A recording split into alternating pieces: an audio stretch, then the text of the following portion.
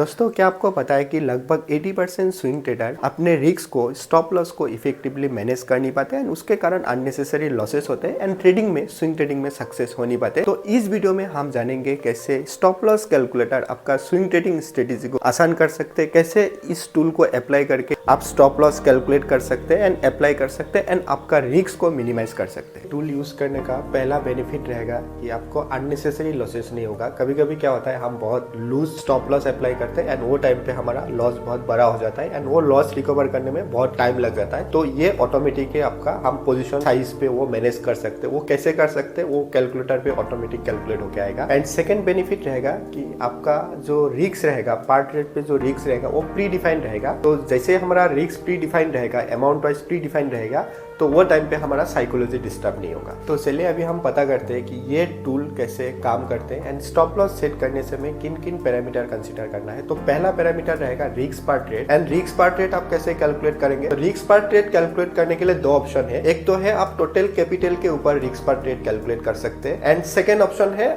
एक particular trade पे हमने कितना अमाउंट इन्वेस्ट किया उसके ऊपर भी आप रिस्क पार्ट रेट कैलकुलेट कर सकते हैं। अगर टोटल कैपिटल आप कंसीडर करेंगे तो 0.5% आप कंसीडर कर सकते हैं रिस्क पार्ट रेट। एंड अगर आप पार्टिकुलर ट्रेड कंसीडर करेंगे तो वो टाइम पे आप 5% रिस्क पार्ट रेट कंसीडर कर सकते हैं। एंड ये risk percentage person to person उनके रिस्क प्रोफाइल के हिसाब से वेरी हो सकता है। एंड सेकेंड पैरामीटर है entry level. And entry level बहुत ही इंपॉर्टेंट। अगर आपका एंट्री एक्यूरेट होता है, परफेक्ट होता है, तो ऑटोमेटिकली आपका जो स्टॉप लॉस परसेंटेज है वो कम हो जाता है। एंड अगर आपका एंट्री सही नहीं होता है तो स्टॉप लॉस लेवल बड़ा हो जाता है। तो वो टाइम पे आपको कैसे रिस्क मैनेज करना है तो वो आगे हम डिस्कशन करेंगे।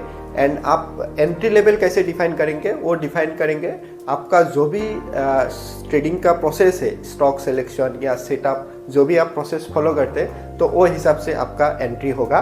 एंड एंट्री के लिए ऑलरेडी मैंने एक डिटेल वीडियो अपलोड किया था, वो वीडियो भी आप देख सकते हैं रेफरेंस के लिए। मैं लिंक डिस्क्रिप्शन में रख दूंगा, तो वहाँ से आप चेक कर सकते हैं। थर्ड पैरामीटर है stop loss level and position sizing. And ये दो पैरामीटर एक दूसरे के ऊपर डिपेंड करता है। एंड स्टॉप लॉस लेवल के लिए आपको चार्ट रेफर करना है। एंड जनरली हम स्विंग ट्रेडिंग के लिए लॉन्ग साइड का ट्रेड देखते हैं, तो हमारा स्टॉप लॉस लेवल रहेगा जो भी हमारा इमीडिएट सपोर्ट रहेगा, तो सपोर्ट के नीचे हमारा स्टॉप लॉस रहेगा। एंड अगर आप ब्रेकआउट ट्रेड लेते हैं तो ब्रेकआउट लेवल के नीचे हमारा स्टॉप लॉस लेवल रहेगा। एंड अगर आपका एंट्री सही होता है, परफेक्ट होता है, तो वो टाइम पे चार्ट पे स्टॉप लॉस कम होता है, परसेंटेज टर्म में कम होता है, तो वो टाइम पे आप पोजीशन साइजिंग मतलब क्वांटिटी आप ज़्यादा ले सकते हैं। एंड अगर आपका एंट्री सही नहीं होता है, परफेक्ट नहीं होता है, तो वो टाइम पे आप रिस्क मैनेजमेंट कैसे करेंगे? तो वो रिस्क मैनेजमेंट आप पोजीशन साइजिंग पे कर सकते हैं, क्वांटिटी पे कर सकते हैं। तो कितना करना है, कितना क्वांटिटी लेना है, तो वो हमारा जो कैलकुलेटर है वो वहाँ पे ऑटोमेटिक कैलकुलेट होके आएगा।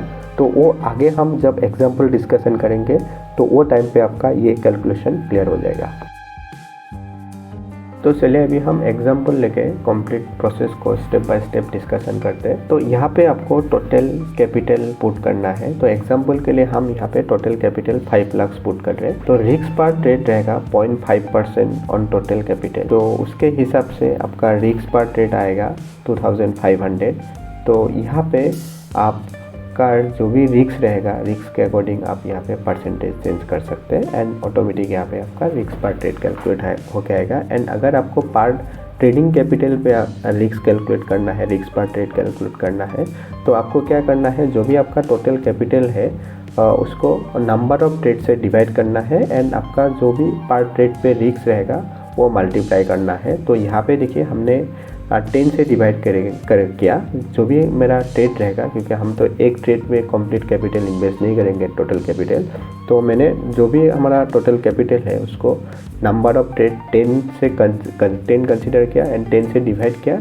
एंड जो पार्ट ट्रेड पे रिस्क है तो वो हमने कंसिडर किया 5%। तो वो हिसाब से देखिए यहाँ पे रिस्क पार्ट रेट कैलकुलेट होके आ गया। एंड ये दोनों सेम ही रहेगा, तो यहाँ पे भी देखिए रिस्क पार्ट रेट हमारा 2500 के आसपास आ रहा है। तो यहाँ पे आप परसेंटेज चेंज करके आपका जो भी आपका रिस्क रहेगा तो वो चेंज करके यहाँ पे आप रिस्क पार्ट रेट कैलकुलेट कर सकते हैं। एंड एग्जांपल के लिए ये स्टॉक हम कंसिडर करेंगे। तो देखिए ये स्टॉक पे ये लेवल पे 320 के ऊपर देखिए यहाँ पे एक ब्रेकआउट था।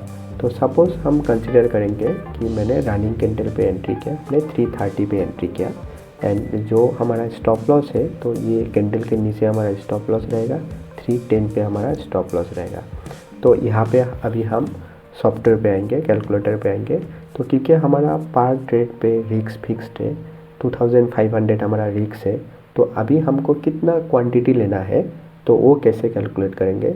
तो वो कैलकुलेट करने के लिए देखिए यहाँ पे हमने एक फार्मूला पुट किया।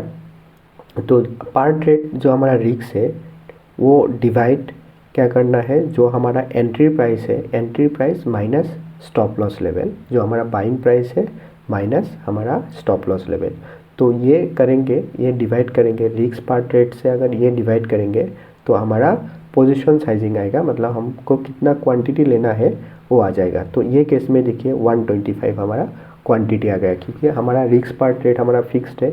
एंड अगर यहाँ पे आप वेरिएबल चेंज करेंगे तो ये क्वांटिटी भी चेंज होकर आएगा। अगर आप टोटल कैपिटल चेंज करेंगे तो यहाँ पे क्वांटिटी भी चेंज हो जाएगा। सपोज हमने 10 लाख टोटल कैपिटल किया एंड पर ट्रेड पे हमारा कैपिटल 1 लाख किया, तो यहाँ पे हमारा क्वांटिटी भी डबल हो जाएगा। तो ये हमारा एक कंडीशन हो गया। एंड सेकेंड कंडीशन, सपोज हमने क्लोजिंग पे एंट्री किया, जो हमारा बाइंग प्राइस है वो 360 है सपोज, तो स्टॉप लॉस भी सपोज हमको प्रीवियस लेवल पे रखना है, जो हमारा सपोर्ट लेवल है ब्रेकआउट के नीचे जो हमारा लेवल है वो लेवल पे सपोज हमको स्टॉप लॉस प्लेस करना है 310।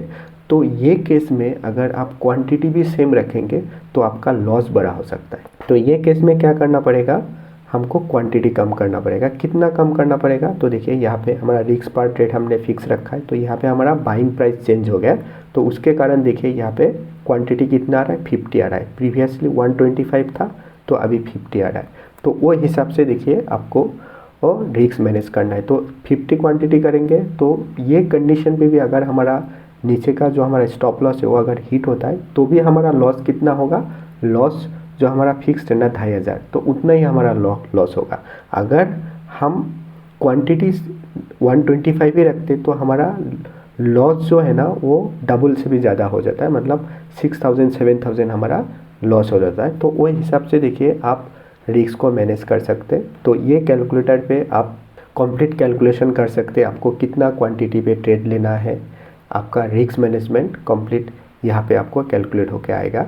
तो इसमें तो ये एक्सेल शीट अगर आपको रिक्वायरमेंट है तो अगर आपको ये एक्सेल शीट बैक टेस्टिंग के लिए चाहिए तो मुझे मेल कीजिएगा। तो मेल आईडी आपको डिस्क्रिप्शन में मिल जाएगा, तो ये मेल आईडी पे मुझे मेल कीजिएगा तो मैं आपको रिप्लाई करूँगा। ये एक्सेल शीट आपके साथ हम शेयर करेंगे। तो ये एक्सेल शीट पे फिर आपके रिस्क के अकॉर्डिंग आप वेरिएबल चेंज करके आप देख सकते हैं। एंड लाइव मार्केट पे भी आपका हेल्प हो सकता है, क्योंकि वो टाइम पे हमको कितना क्वांटिटी लेना है वो डिसाइड करना थोड़ा डिफ़िकल्ट हो जाता है। तो ये सॉफ्टवेयर पे, ये कैलकुलेटर पे अगर आप पुट करेंगे आपका बाइंग प्राइस एंड आपका स्टॉप लॉस लेवल अगर आप पुट करेंगे एंड रिस्क पर ट्रेड आपका कितना है वो अगर पुट करेंगे तो ऑटोमेटिक आपको कितना क्वांटिटी लेना है, कितना आपको पोजीशन साइजिंग करना है, तो ऑटोमेटिकली वो कैलकुलेट होकर आ गया। एंड वो हिसाब से फिर आप रिस्क को भी मैनेज कर सकते हैं।